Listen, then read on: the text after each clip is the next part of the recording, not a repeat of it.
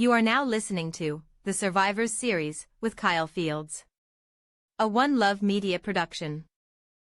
The following episode contains graphic discussions of racism, hate crimes, white supremacy, violence, and other forms of discrimination. Listener discretion is strongly advised. Some content may be triggering or emotionally difficult to hear, especially for those who've experienced racial trauma or discrimination firsthand. We are not here to sensationalize or exploit pain, but to acknowledge it, honor the truth, and demand justice. This is not a comfortable conversation, but comfort has never led to change. Thank you for choosing to listen with an open heart and an open mind. There's something about American history that they don't really teach you in school. Something hidden beneath flags and fireworks and sanitized textbooks. It's the sickness we were born with, the cancer we've learned to live with, and the hate we still haven't cut out. This isn't just about racism in the modern day. This is about how racism is baked into the bricks of this country. From the moment those ships hit shore to the system we uphold today. Racism has been a steady, beating drum behind so many policies, decisions, and American lives lost. And today, we're going to face that. This episode will be dark. It will be heavy. And it's going to be brutally honest. Because if we can't acknowledge where we come from, we will never get to where we're meant to go. So let's begin where it all started.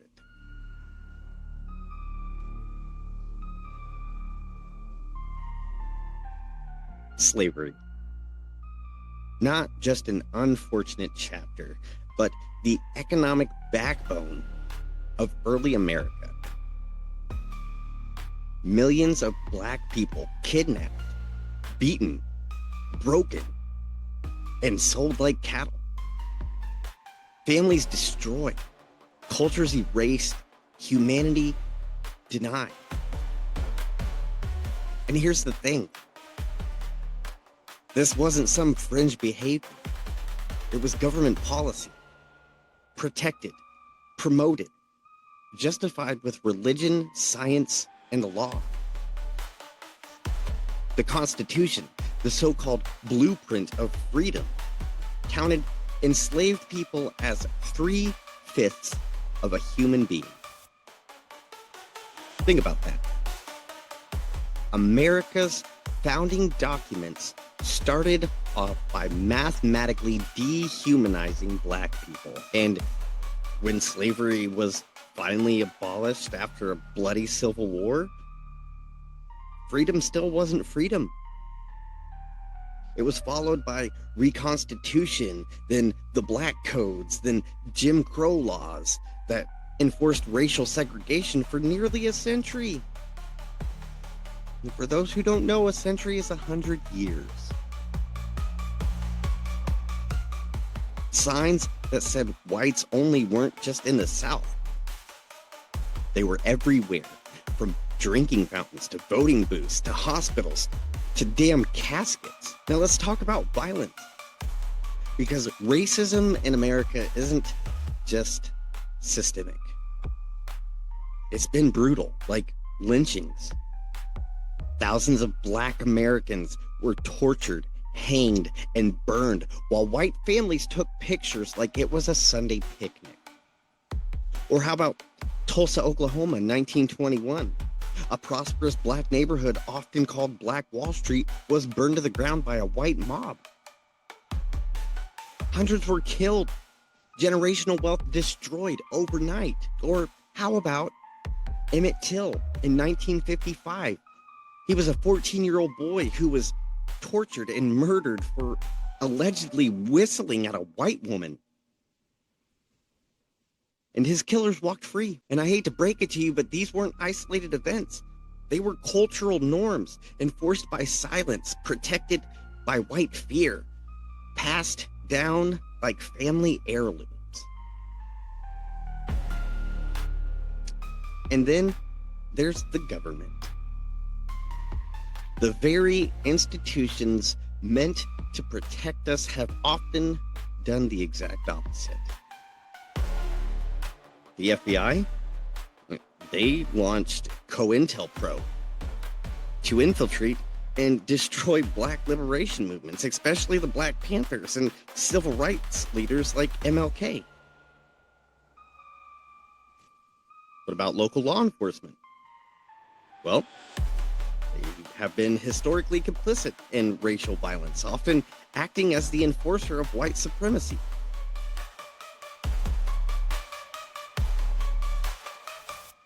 Let's pause for a second and bring a name and most people don't expect to hear in a conversation about race.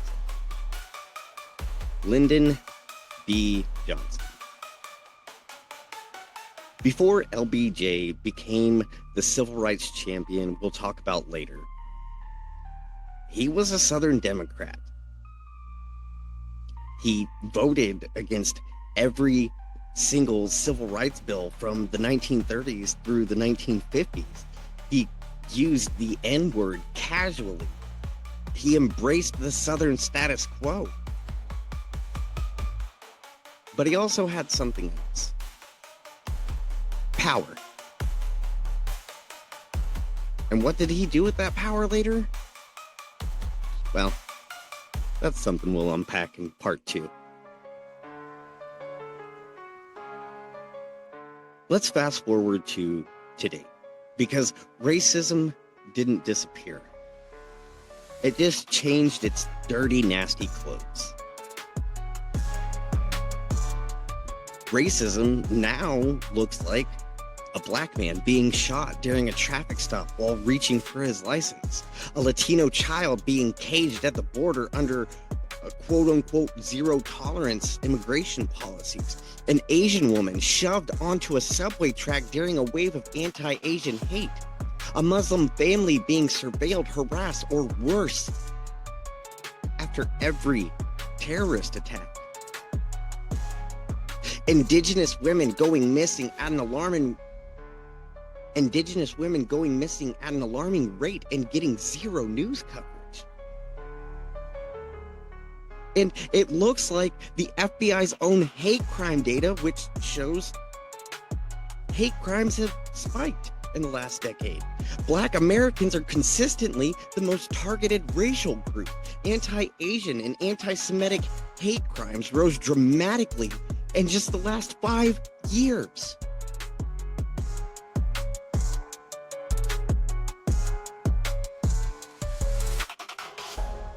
See, this country likes to pretend racism is just a bug in the system. I hate to burst your bubble, but it's not a bug. It's a feature.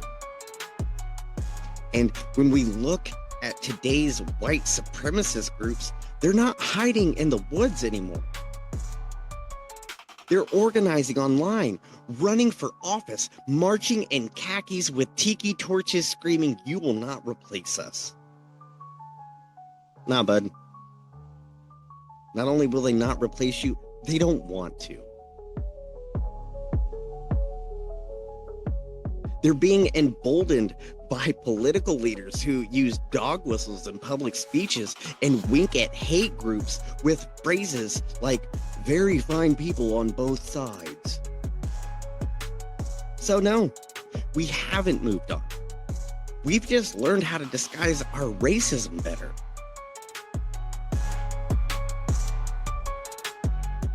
We're going to stop this segment here, because the truth is, we've barely scratched the surface. And there's so much more to say about media, about the justice system, about education, about survival. But if you're angry right now, good. If your heart is broken, let it stay broken for a while.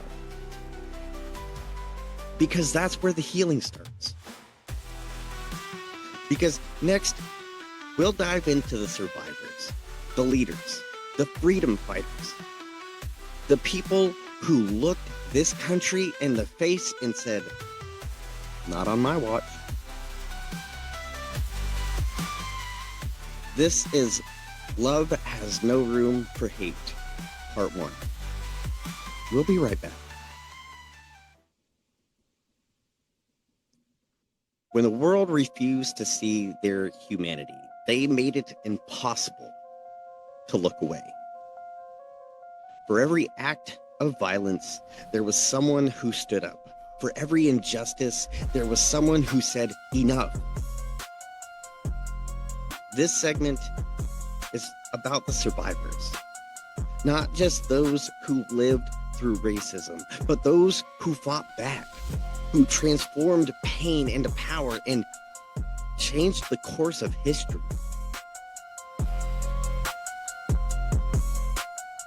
Let's start with a name that echoes around the world. Dr. Martin Luther King Jr. More than a dream, more than a speech. Did you know he was arrested 29 times, constantly under FBI surveillance, and labeled a threat by his own government? Yet he never raised a weapon. Only his voice.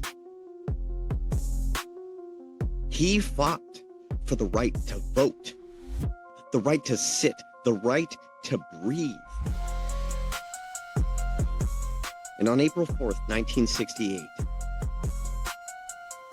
he paid for it with his life. Now let's talk about his opposite but equally powerful counterpart, Mr. Malcolm X.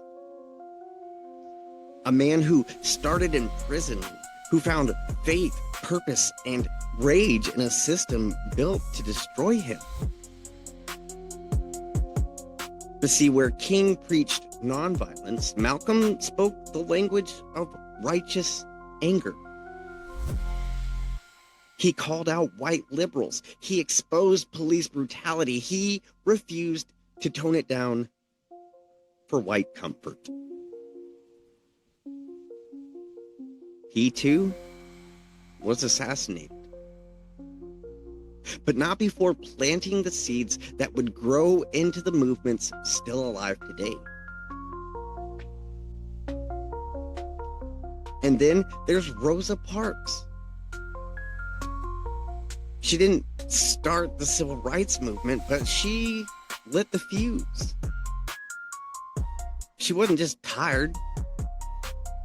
That's the sanitized version. She was fed up. Tired of being told to move, to bow, to vanish. So she sat down. And her courage stood tall. Her arrest led to the Montgomery bus boycott, a 381-day protest that nearly bankrupted the bus system and launched Dr. King into national prominence. One seat, one stand. Now let's talk about John Lewis. He marched across the Edmund Pettus Bridge in Selma, Alabama, knowing damn well he'd be beaten. And he was. His skull fractured by police, and yet he later made the iconic quote, "Do not get lost in a sea of despair. Be hopeful. Be optimistic. Never, ever be afraid to make some noise and get in good trouble." John Lewis was hope in human form. And when he died in 2020, a nation mourned a soldier for justice. Let's not forget about Fannie Lou Hamer, beaten nearly to death for trying to register to vote, or James Baldwin, who wrote the pain of being black in America so vividly, white America had no choice but to listen, if only for a moment. Or Bayard Rustin, the gay civil rights organizer who orchestrated the March on Washington but was pushed into the background for his sexuality. These weren't just survivors. They were visionaries, warriors, and everyday people who refused to stay silent. But let's bring this into the 21st century. Trayvon Martin, Eric Garner, Sandra Bland, George Floyd, Breonna Taylor, Ahmaud Arbery, Tyree Nichols. They didn't survive, but their stories ignited a generation.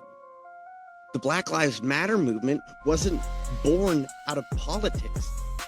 It was born out of pain. It started as a hashtag, became a cry for justice, it evolved into a global movement.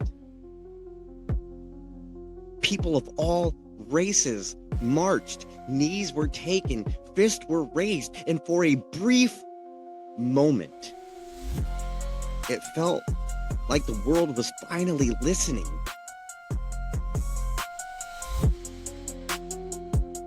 I want to tell you about someone else.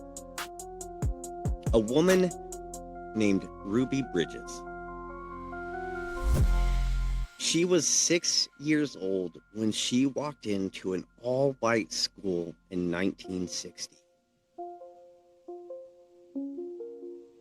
Crowds of grown adults screamed at her, called her slurs, spit at her, threatened to lynch a child. And yet she walked every day with her tiny lunchbox and unmatched courage. That's what survival looks like. This segment is about honoring those who stood in the line of fire and didn't flint. Some made it, some didn't. But all of them matter. These are not just names in a textbook. These are chapters in a story still being written. And whether you were marching in Selma in 1965 or standing in Ferguson in 2020, you were a part of that same heartbeat. The same resistance, the same call for justice, and that should make you proud.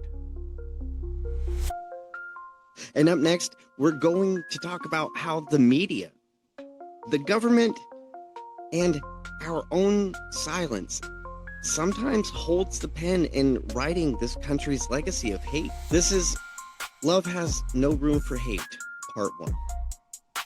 Stick with us. We've talked about racism in the streets, in neighborhoods, in schools. But what about when it's echoed through megaphones held by the powerful? Let's be real. Racism hasn't just survived in this country. It's thrived. And not by accident. It's been protected, nurtured, broadcasted. We're in the middle of a digital revolution, yet the loudest voices sometimes aren't the wisest. Some of them are just hateful. And that brings us to Nick Fuentes, a self-proclaimed white nationalist. He's made his beliefs clear, routinely spouting dangerous rhetoric rooted in anti-Black, anti-Semitic, and anti-LGBTQ hate. He's not some fringe figure whispering in the shadows.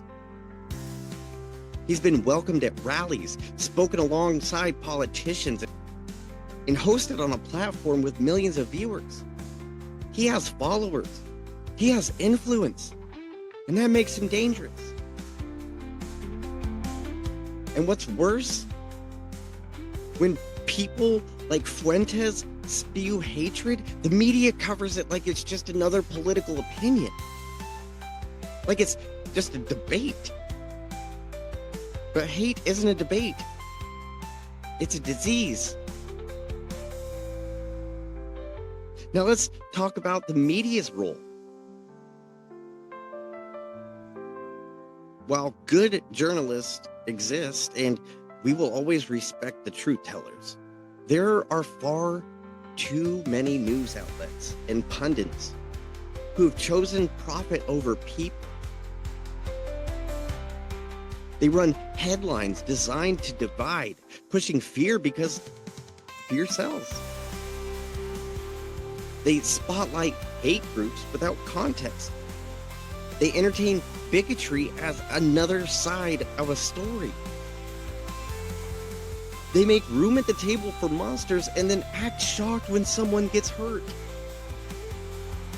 Then there's the role of politicians. Let's talk about Representative Steve King of Iowa, a man who served in Congress for nearly 2 decades, who once asked white nationalists, white supremacists, Western civilization, how did that language become offensive? That's not a dog whistle. That's a bullhorn. In 2019, he was stripped of his committee assignments. But let's be honest, he should have never had them in the first place. He wasn't removed from office by public outcry. He was replaced because the party got tired of how loud he was, not because they disagreed. And then there's the broader political system, a system that still refuses to pass meaningful hate crime legislation. A system where some politicians tweet out thoughts and prayers after racially motivated shootings, then go cash checks from donors tied to extremist groups. They say, we need unity. But unity without accountability is performative. They say, we don't see color. Well, if you don't see color, you don't see pain. You don't see the injustice. You don't see the people I call my friends, my brothers, or my sisters. What about the white nationalist rallies that end in bloodshed? What about the bomb threats to HBCUs? What about the fact that in 2024 alone, the FBI reported over 11,000 hate crime incidents and over 64% were motivated by race, ethnicity, or ancestry? This isn't ancient history. This is right now. And if you think the media and politicians don't play a role in this, think again. They've made hate profitable. And when hate gets a platform, people get hurt. So ask yourself, why are the voices of division given microphones while the voices of unity get drowned out? Why are political leaders more concerned with re-election than real lives? Why does the media choose ratings over responsibility? These aren't rhetorical questions. This is accountability knocking on the damn door.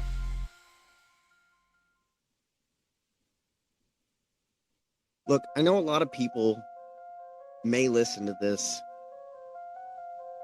and they're going to ask, well, what do you know? When you're just a white guy speaking on race, when your race is what has caused a lot of this. You're not wrong.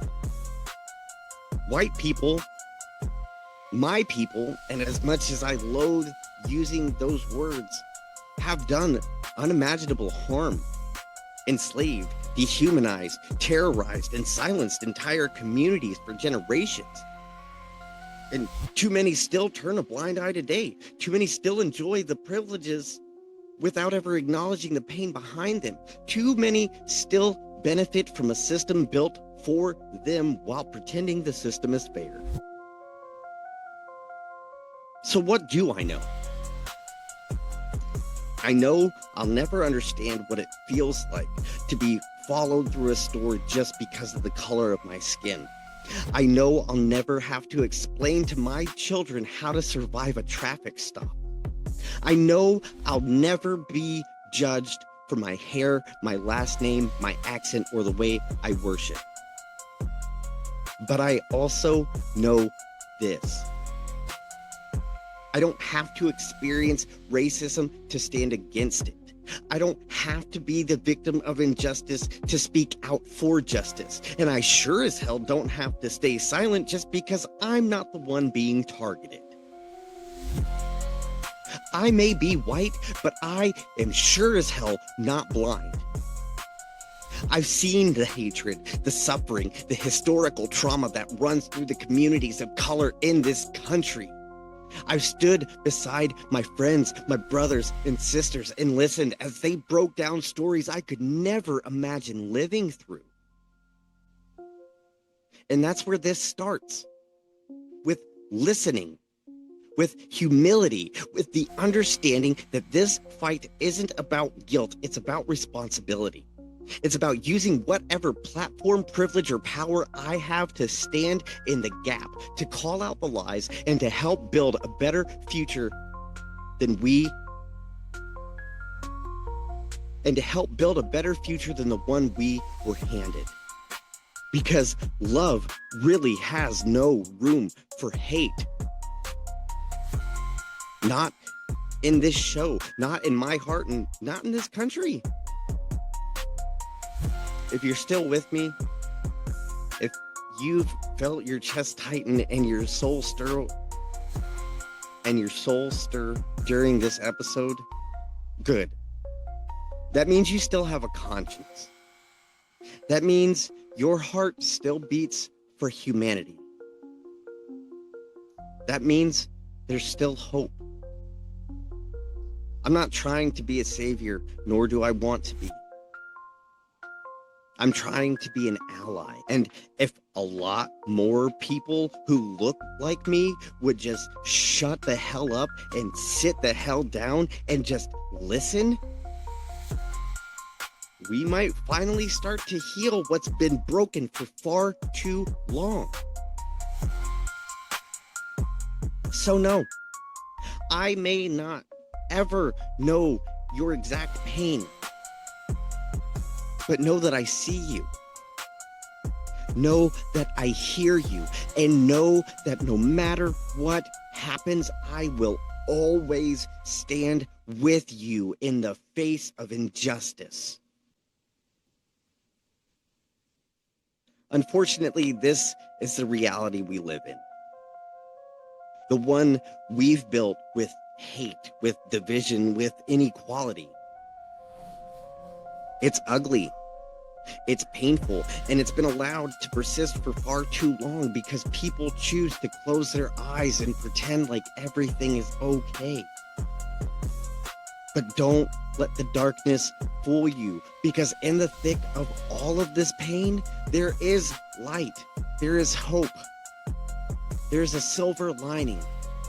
The fight is far from over, but we're not helpless.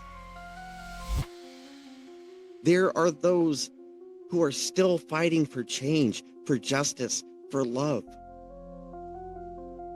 And it's up to all of us to join that fight, to refuse to stay silent, to reject the idea that any of us can stand idly by as others suffer.